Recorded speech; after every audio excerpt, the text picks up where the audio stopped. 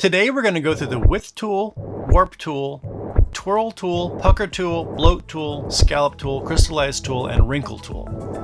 So of this tool set, the Width Tool is the one that's unique. All the other ones similarly interact with your images.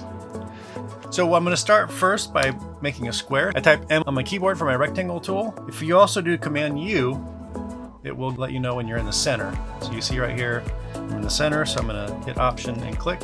I'll make a 6" by 6" square.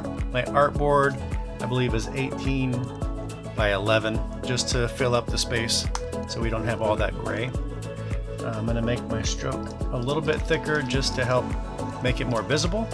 All right, so we'll select that. We're going to come over here and we're going to grab the Width tool. So what this tool is going to do is it's going to add dimension everywhere that you click. So if I come here to a corner and I click and I drag, you see it is adding dimension basically to that corner.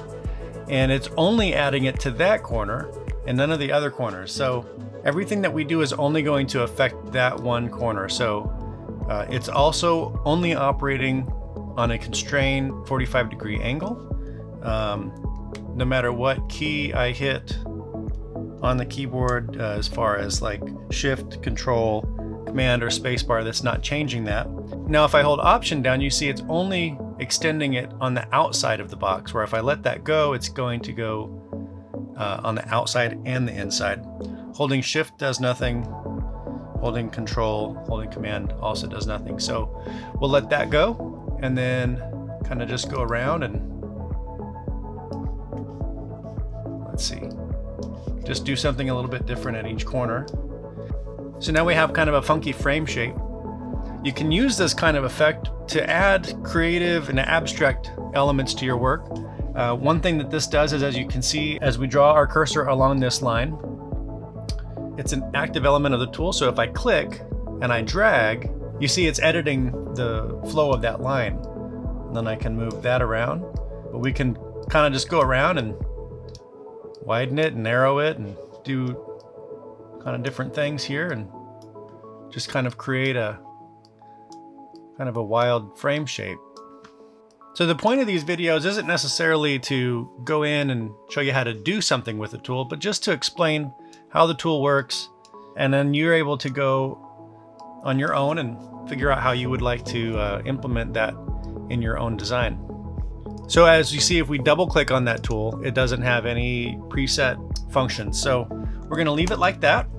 So that'll be just what we created right there with our Width tool.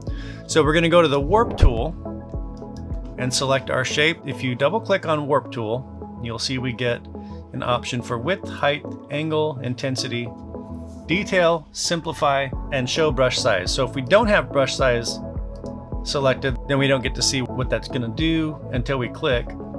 So we want to see that. And also, here you can see it, also bracket left and bracket right does not change the size of that effect. So you have to change it in here directly. I'm going to go with 3 inches on the width, 3 inches on the height. Now if I change that to 1 inch, then the angle would matter. So we go like 15 degrees with a 3x1 and click OK, and you can see what that's going to do. It's going to have a similar effect to the work that the brushes do when we use brushes with those kinds of settings. So for the purposes of this, I'm going to leave it at 3 inches. I'm going to leave the angle at 0.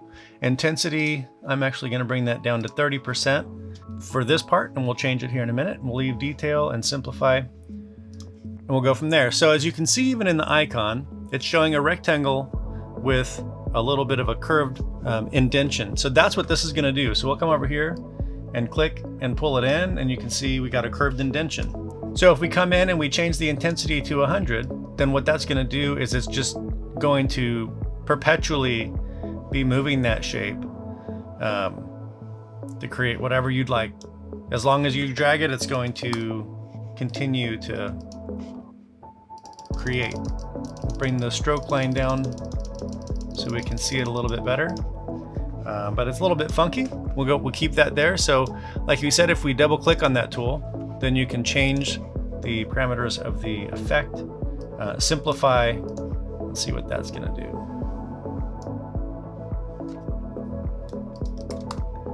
Kind of crazy. It looks pretty cool as we bring the stroke line down. The next tool we'll go over is the Twirl tool. So just real quick, the width tool has its own functionality. It doesn't have anything that you can preset, but the warp, twirl, pucker, bloat, scallop, crystallize, and wrinkle tool all use the same parameters. So as you double click on it, you're gonna see it's the same inches, it's the same angle, it's the same intensity. Everything's the same as you go down. Now you can change it, but what we're gonna do is just go with twirl. So as you click, it's gonna be spinning. So I'll click one time and you can see we got just a minor effect. I'm gonna undo that and I'm just gonna click and hold it for a moment this time. So I clicked and I held it for just a moment and you can see we got a giant spiral, which is pretty cool looking. Let's just change the fill and stroke on this and see what it looks like. Kind of cool. All right, so that's what that tool is gonna do. As we change the intensity, so let's change the intensity down to 30% and type. Now it takes a little longer for that effect to take place. Now if I click and drag into this shape, you can see it does a bit more of its own thing. Bring that down to 10. Next tool we'll go over is pucker. Now under effects, we have a pucker and a bloat option, and it is the same as this tool. Now the pucker and bloat under effects, you can either do one or the other, and you don't have brush style control over it. It's going to affect the entire piece. So going with pucker right here, you can see it's going to pucker it out. The longer you hold on to your click, as you'll see here, it's going to start pulling it together, and it's just determined by how long you click. If I click it just barely, you'll see it just kind of draws it in a little. But if I click and hold it, it's going to pull it to a point. And then as I draw that out, it puckers the graphic out. The next one we'll do is bloat. So what that's going to do is it's going to bloat it out. So rather than it being brought to a sharp point, you can see it rounds everything. Come over here to what we puckered, and it's going to just blow it up, kind of like a balloon. Next is the Scallop Tool. So the Scallop Tool, as we click, the same as the other ones, the longer you hold your click, the more the effect is going to impose itself. We'll just come right over here where there hasn't been a whole lot done and just click, and you can see it's going to take a moment to render, but the effect is pretty clear. It has kind of caused almost like a Batman type of quote bubble. In fact, let me create an oval. Go here to the middle of my page, just make an oval, and then grab that tool. So we'll come here and let's make it 10 inches by 10.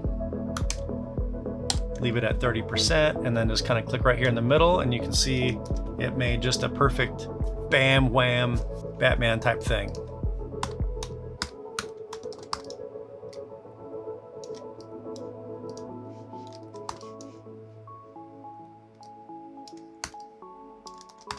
Cool. Change that to red, change the text to white, and let's see, just for the fun of it, let's quickly change our font to something a little more Batman-y.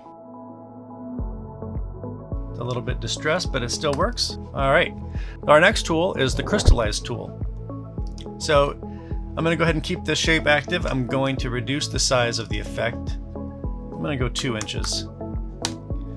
All right, so we're gonna just click right here, one click, and you'll see kind of a quick little effect that it's gonna have. It's got all these little kind of perfectly curved lines. If I hold that click a little bit longer, it's gonna go a little further out, and then if I drag, then it's gonna move that effect throughout the rest of my graphic. And the last tool we have is the Wrinkle Tool. So as I come up here and just click one time, it added some anchor points, but I didn't hold it long enough for it to move them anywhere. So this time I'll hold it a little bit longer and drag. And as you can see, everywhere that I drag, it's causing movement on that line, giving more of a warble feel to the shape. All right, that's it for this tool set. I hope you found this video helpful. If you did, please subscribe and hit that like button for good measure. I hope you have a great week, and we'll see you in the next one.